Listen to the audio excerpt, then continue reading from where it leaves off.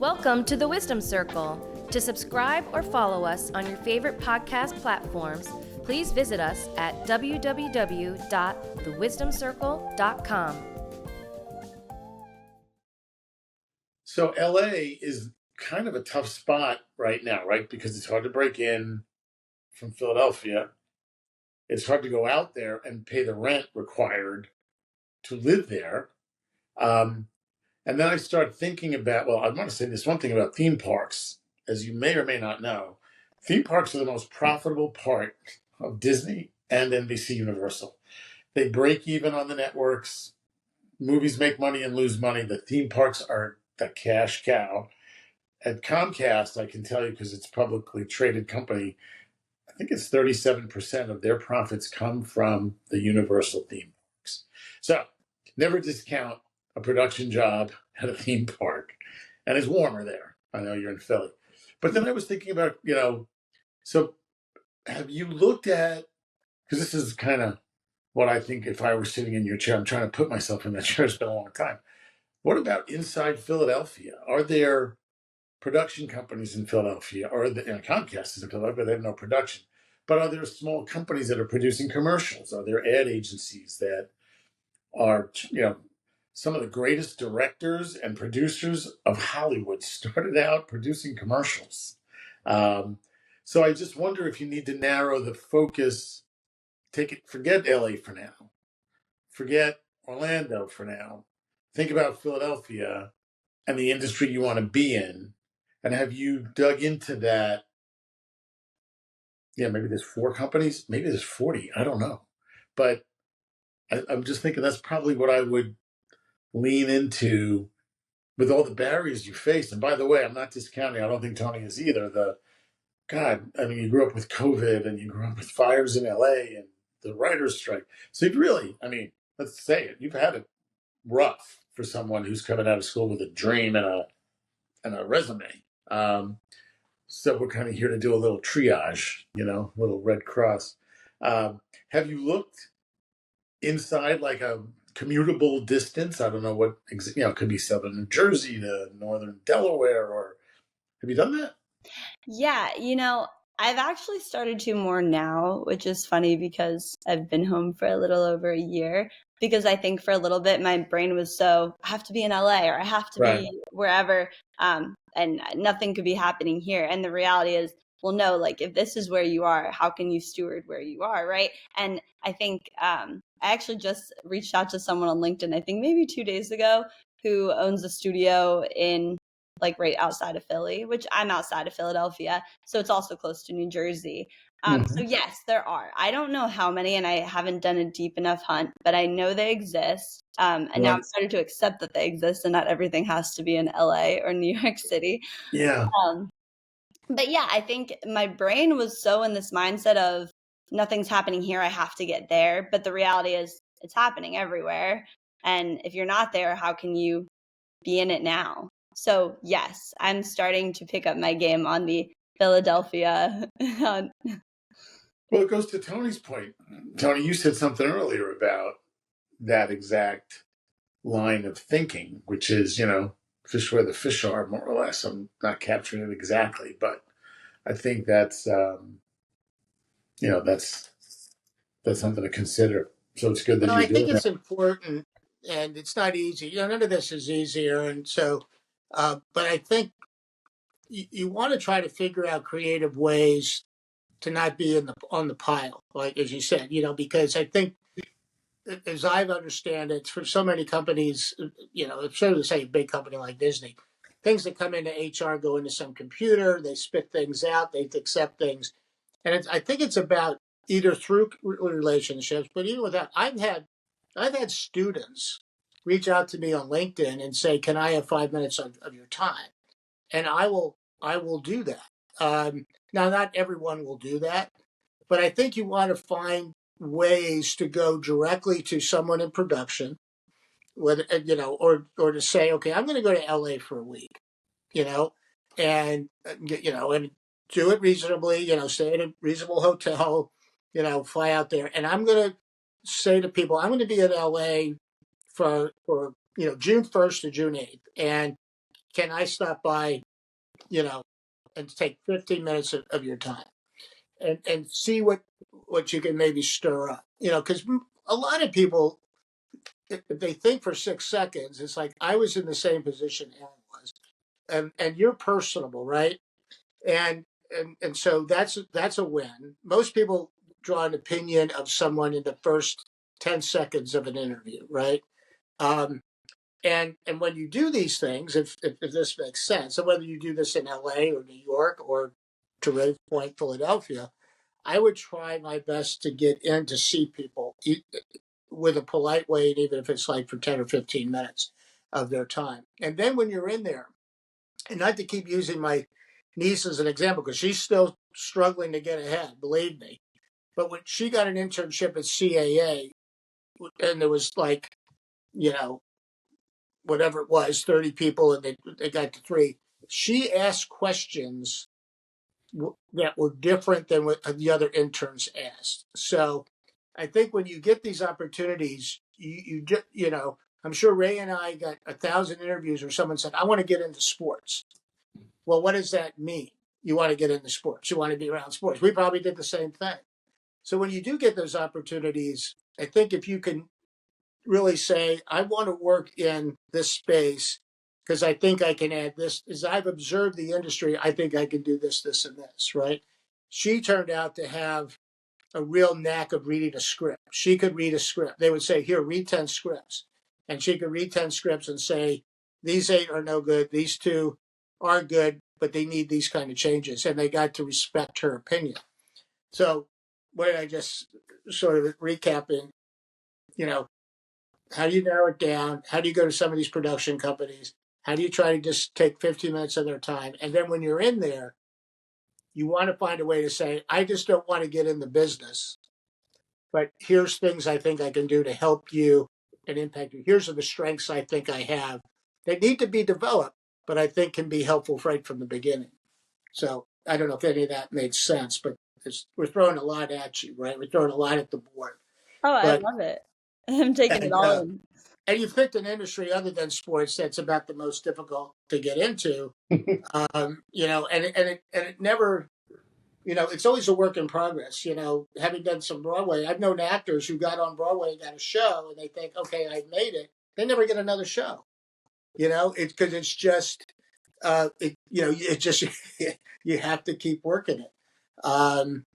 So and to me, content in general is an exploding area of opportunity. I mean, we've got all these vessels now that need content, and whether it's you got Tom Hanks doing America on NBC to things on Discovery, whatever, to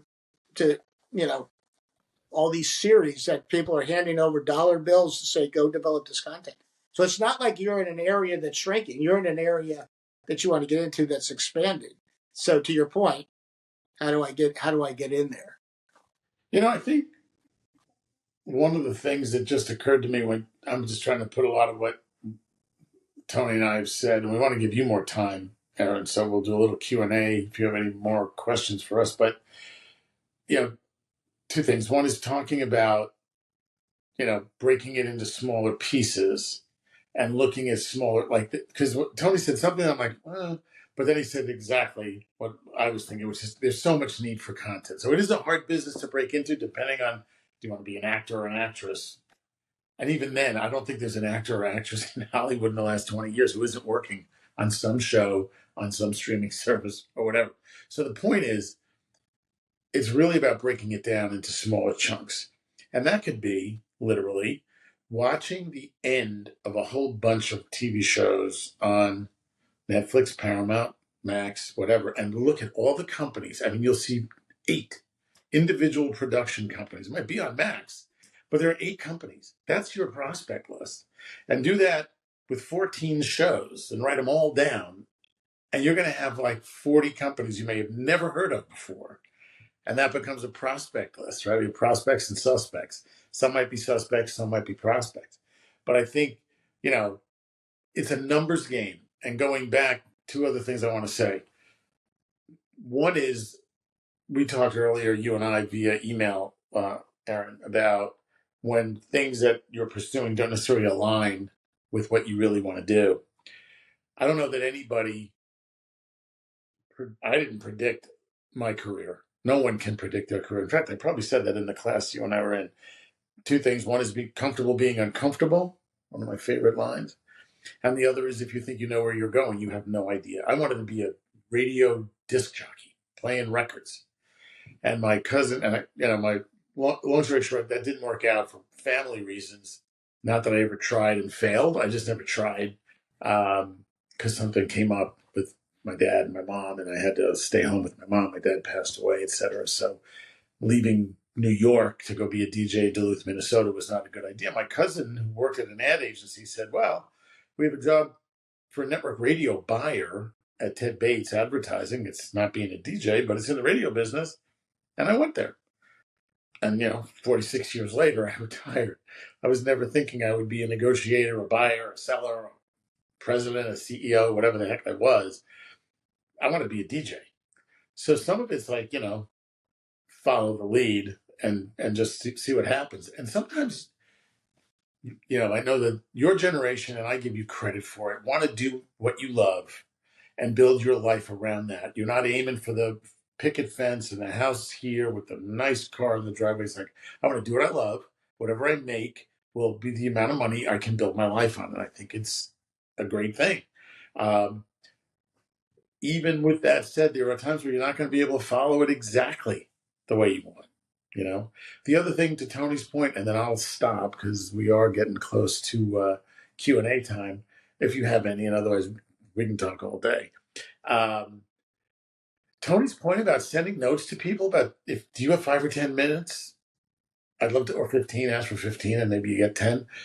If you send 100 of those out, it's a numbers game. 5 might say, sure, call me or whatever. You won't get 100% no's, but you're going to have to write 100 little notes on LinkedIn. Hey, I saw your profile. I'm really interested. I'm trying to break in. Do you have 10 or 15 minutes? So I'll stop there.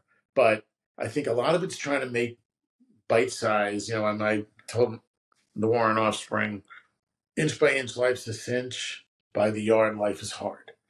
So if you try to get too far too fast, it's going to take a really long time. But if you just break it down into little small bites, you might have more success. Yeah, I completely agree. I actually just heard a quote the other day, and it was like, only a fool thinks they can always do what they've always done, right? Because ultimately, if what you're doing isn't working, you have to pivot.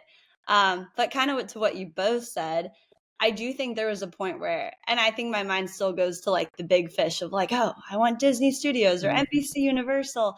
But it's okay, yeah, I think we're in such a generation where it's we're so used to immediate transaction and we want that success to happen overnight. But it's more of a daily effort and small intentional steps that ultimately lead you down that road. But yeah, I completely agree. And that's such a good point of gathering all the prospects, because you don't know half the names of these little studios, but those are usually the ones that eventually might even get you to the big studio, or you might end up being in love with that studio for all you know. And doing everything you love. Just doesn't say Disney on the door. So what? I know, which is yes, Disney has my heart. That would be a dream. Right. But also there's something to be said of just trusting the plan and how it evolves. Because even to your story, I think it is so interesting because right now it's being really early into my career. It's tough to see the full picture, or to see how the jobs that didn't fully make sense are going to play themselves out, or it's all going to evolve into the way it was meant to be. But when you do have that perspective, it all kind of aligns of oh, this led to that and that led to that. So I think that's where sometimes I think the biggest test, and kind of what we also referred to of getting over the hump of application burnout and getting fatigue, is being able to trust that things are going to work out as long as you keep at it and have a little bit of tenacity and are able to evolve as the industry evolves too. Yeah. No, and you've had, a harder time of it than those of us who got in the business a long time ago had. So I give you so much credit. I use the word tenacity, or maybe you just used it, but I've used it previously with Tony and with you. The tenacity that you show to stay with it is very impressive. So as we get close to wrap up time, do you have any other questions for us? Because we said we'd save some time for that. We're happy to do it. Yeah. So the first one was kind of leaning into the whole networking mindset.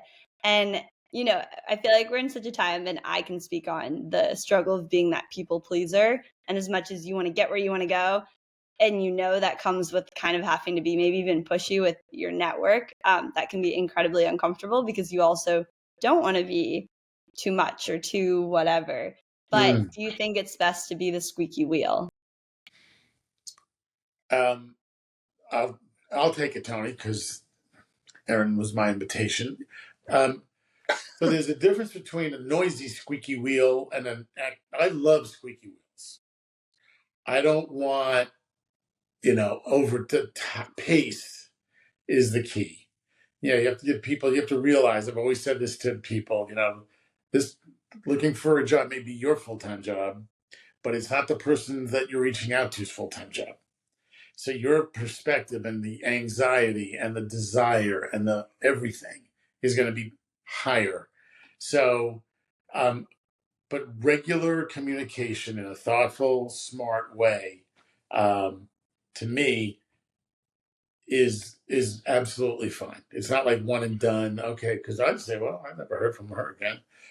And if you send me a note every week, I'm just like, oh, wow, this person needs to take a breath. So there's a pace thing. But Tony, what's your take on it? Because you're a little bit less patient than I am in general. No, I think you don't want to be bashful. You want to be respectful. When you reach out to someone, know literally who you're reaching out to, and by that, what they're doing and what they've done. I think people will pick up quickly if it's just a name and it's on a list, and so I think that's really important. Or I just saw White Lotus, and I like to learn more about it or something. Whatever the show is that you may be talking about. And then I think it's just finding that clever way. I'm trying to think when some of the students reach out to me, it's like, I've done my research. I've seen what you've done in sports and in marketing, and I'm doing a paper on this category. Can I spend 15 minutes with you? And that always caught my attention because it was a purpose. It wasn't like I'm looking for a job. It was like, can I learn from you? So you may want to try that as a tactic and say, can I learn from you for 15 minutes because I'm looking to get into this area. But I would not be bashful as long as you do it respectfully, and politely. It's sort of the same word. Then you got to be the aggressor, as Ray said. People aren't waking up thinking about you. You got to make them think. And then this is the other thing, which is sort of piling on. I think things we've said is you really just you want to only be so selective. If you can get into the space somehow, it seems like, we only know these things because we've now looked back on a 40-year career. We didn't know it when we were taking it, right? We can now articulate it because we've now said, oh, that's how that worked out. But at the end of the day, we really just jumped into the pool and then let the tide take us and let our instinct and our internal sense take us to where it had to go. And it doesn't come without risk. It doesn't come without discomfort. And am I really doing the right thing?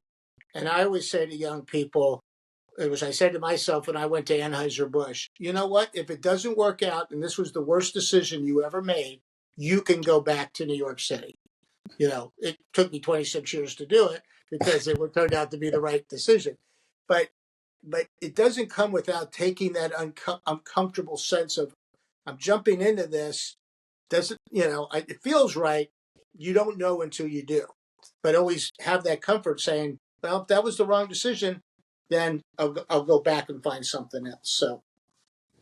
Yeah, no, I love that because I think that's where there's this balance of my most recent fear, I guess, around it is knowing I can't offer the same level of value in return in the position I'm in is an uncomfortable feeling because that in a way they're doing more for you than you can for them, even if one day you can pay it forward. I'm going to stop you right there because I don't want you ever to think that way again. And I just feel like I'm your parent. I was going to say the same thing. Because you have a lot to offer. And everything you've done from the first day of college to now is a foundation that you are building of who you are and who you can be. So it's never something to apologize for. And the great ideas come from the young minds because you're still thinking broadly and thinking creatively and thinking in today's world versus someone who maybe been set in their ways. So I don't want to be rude there, but you've got so much to offer. That's how you have to think about it. And don't be apologetic. I can bring you something, Mr. or Mrs. or whatever, person. Um, and so the people who are going to respond to you are going to be people who are kind and who want to help people. The ones who don't respond to you are the ones who might not think you can ever help them. So that's the filter right there. But you should never think twice about, well, I can't ask them because I can't help them. You are not in that place. And the people who will want to help you, there are people who are nice out there and they'll want to help people. Here's we the have other to thing. wrap up soon, though, so I want to give like another chance for sorry, Tom. Oh, that's okay. Just real quick, Erin. Write down when you have a moment. The three things you think you really can bring to any organization, and just be comfortable with that. So when you get in those conversations, they say, well, why should I hire you, Erin? You're not thinking about it on the spot. You have thought about it. You've developed it, and you have a really solid answer to that. Anyway, Ray, go. I throw it back to you. No, that's good. That's good. Another question. Yeah. So I guess being also just in this early starting the career season, what's a piece of advice you guys would give to your younger selves? I guess in the same place I'm in now. Well, I'll start, which is don't think you know where you're going to wind up. I mean, again, I didn't fuss about not going down the DJ path. It was kind of like a necessity, but I had no idea what my career path would be. I just leapt, to Tony's point. So you got to let go of the control you think you have of Disney or Universal. You don't. You do not control it. Get in and let it take you where it's going to take you. So that's what I would just say. Just let it flow. Yeah, and you can't get discouraged. You'll look back on this and say, God, there was that year between college, and thank God my parents took me in. But it seemed like a lifetime. But in a 30 or 40-year career, it was a small time. It's easy to say that, and I know what you're going through, but you just can't get discouraged because there is highways littered with people that want to get into sports, into entertainment, and to get a lot of stuff, and they gave up on it because it was perceived to be too hard. And now they get into their 40s and 50s, and I hate to say it, they're very unhappy people because they didn't follow their dream. And so, at whatever age you are, you just don't want to be discouraged, and it takes some soul, but you don't want to get discouraged. Not yet, anyway. No, I love that. And I completely agree because, I mean, you can't. It's like only you can show up for you if you want to go where you want to go. Yeah, it's like if you don't love yourself, no one else was going to love you, And so you got to, and it's like it's a little bit of cockiness, which and ego, which we all have.